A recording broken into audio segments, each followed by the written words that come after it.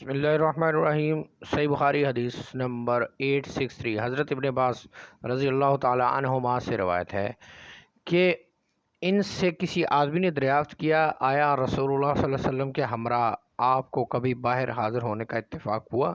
انہوں نے فرمایا ہاں، اور اگر میرا مرتبہ اور مقام رسول اللہ صلی اللہ علیہ وسلم کے ہاں اتنا نہ ہوتا تو میں چھوٹے ہونے کی وجہ سے آپ کے ساتھ حاضر نہیں ہو سکتا تھا۔ آپ پہلے اس نشان کے پاس آئے جو کثیر بن سلت کے مقام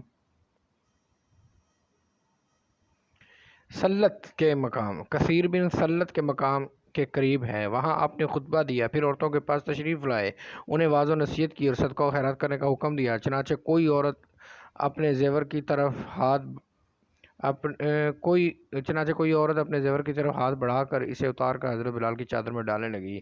اس کے بعد آپ حضرت بلال کے ہمراہ اپنے گھر لوٹ آئے۔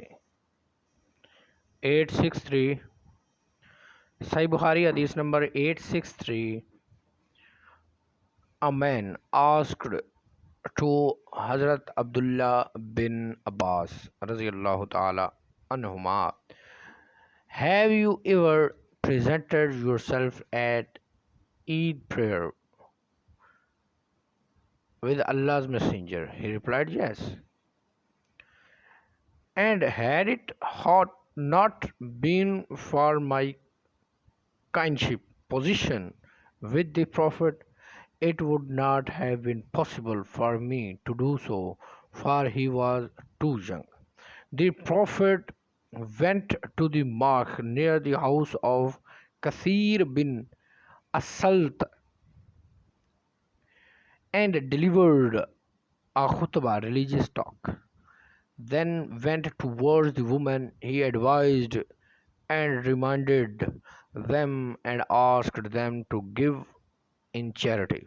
So the woman would bring her hand near her neck and take off her necklace and put it in the garment of Bilal. Then the Prophet and Bilal came to the house.